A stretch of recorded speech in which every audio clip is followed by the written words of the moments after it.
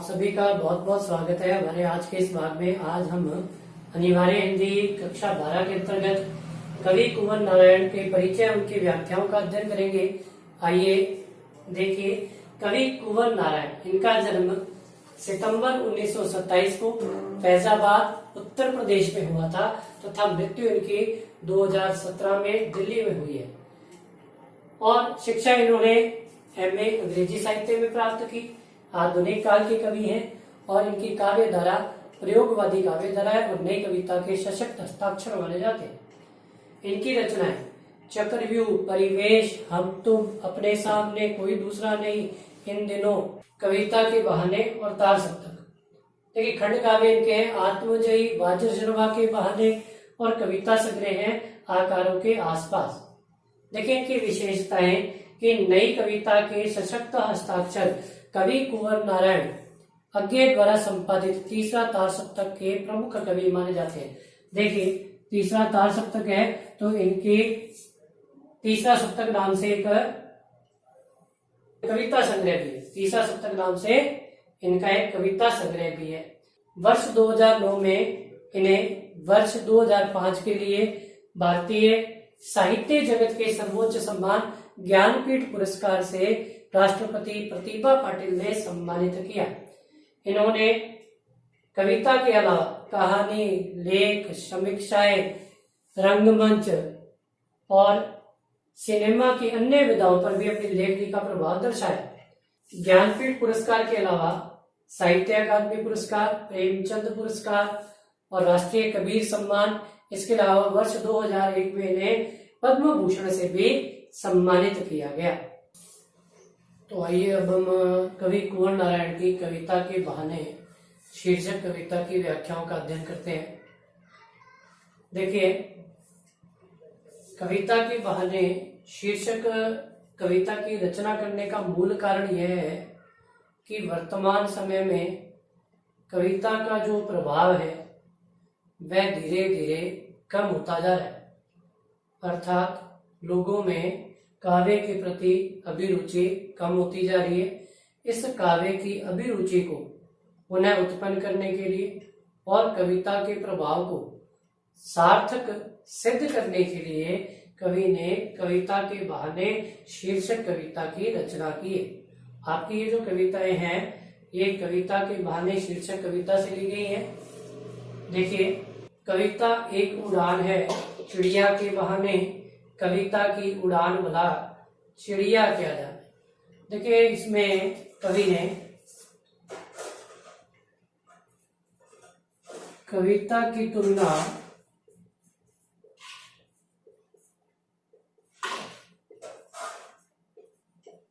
चिड़िया की उड़ान से करते हुए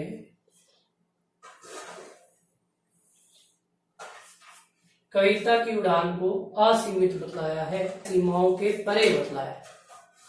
कवि कहता है कविता एक उड़ान है। कैसी उड़ान है? कविता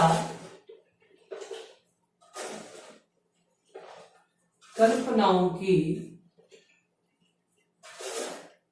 मनमोहक उड़ान है।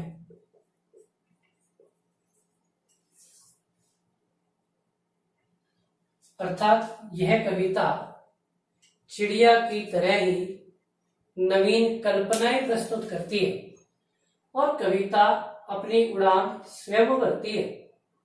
कविता में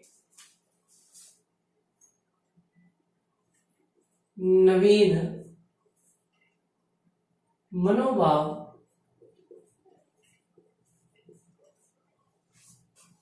उत्पन्न होते हैं और अपने इन मनोभावों से कविता अपनी उड़ान को, अपनी कल्पनाओं को भरने का प्रयास करती है। अतः कविता की उड़ान सीमाओं के परे होती है, जबकि इसके विपरीत चिड़िया की उड़ान सीमाबद्ध होती है। अतः सीमाबद्ध होने के कारण चिड़िया इस कविता की उड़ान को भला कैसे समझ सकती है, कैसे जान सकती है। बाहर भीतर, इस घर उस घर, कि चिड़िया अपनी उड़ान भरते हुए बाहर जाती है, कभी घर के भीतर जाती है और कभी उड़ान भरते हुए इस घर से उस घर में आती जाती रहती है। जबकि कविता अपनी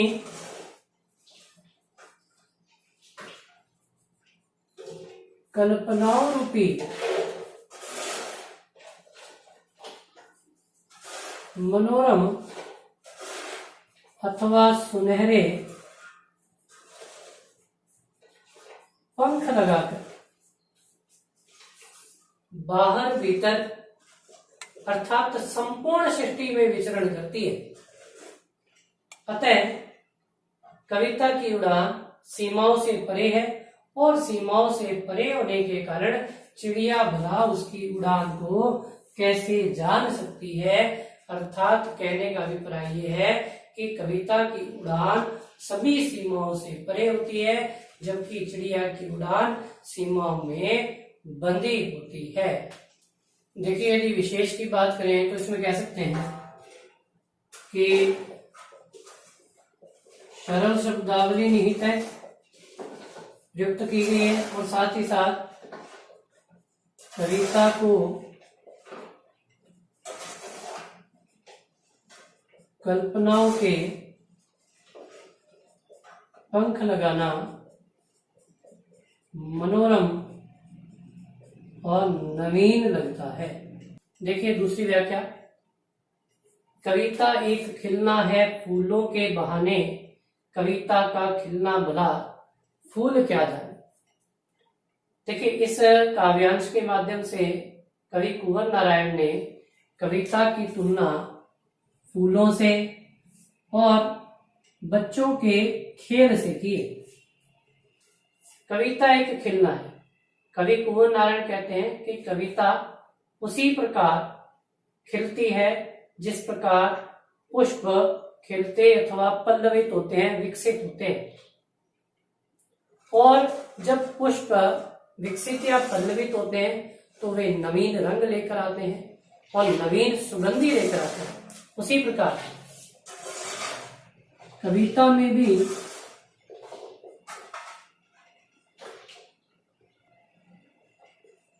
नवीन मनोभाव निहित रहते हैं और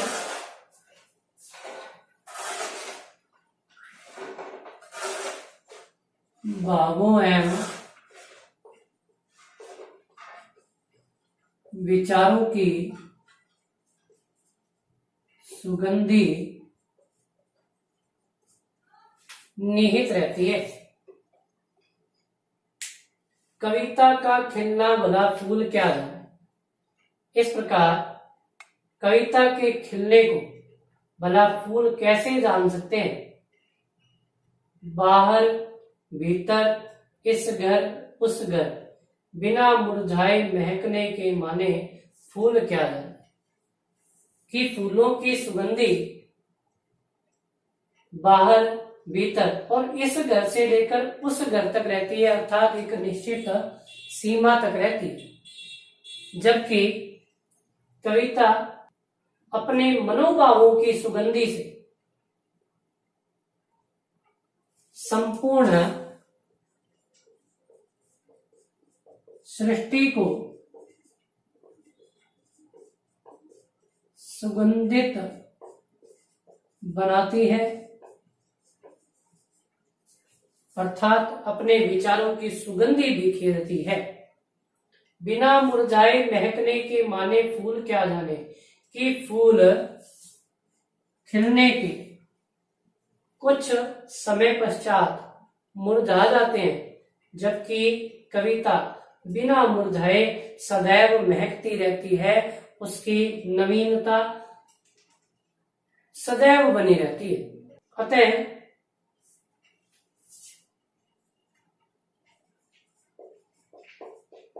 फूलों की सुगंधी सरसता सीमित होने के कारण वे भला कविता की मनोरमता कैसे पहचान सकते हैं।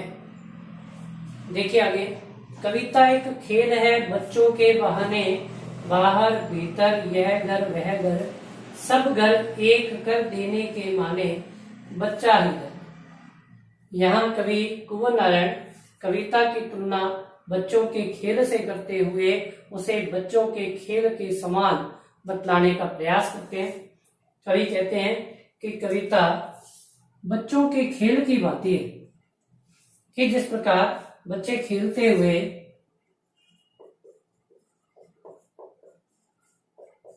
शब्दों की नवीनता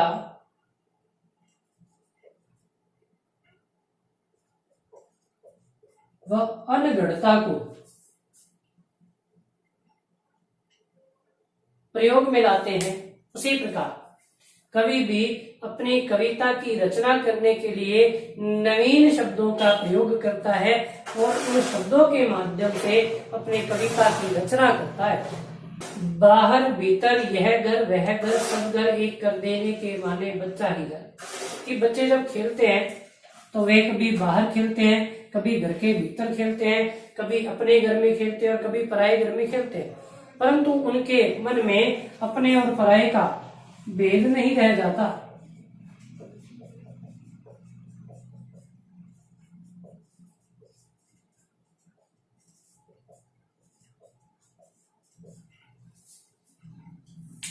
वे सभी घरों में एक समान व्यवहार से खेलते हैं और सभी में प्रसन्नता एवं खुशी का भाव निहित रहता है। उसी प्रकार कविता भी सभी के लिए समान रूप से अपने मनोभावों का अभिव्यक्त करती है और सभी को एक समान रूप से ज्ञान प्रदान करती है। अतः कविता की सार्थकता बच्चों के खेल से है। देखिए, यदि विशेष की बात की जाए इसमें तो ये कह सकते हैं कि कवि ने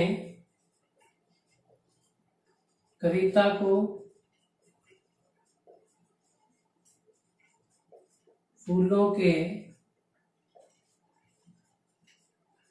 खिलने से श्रेष्ठ व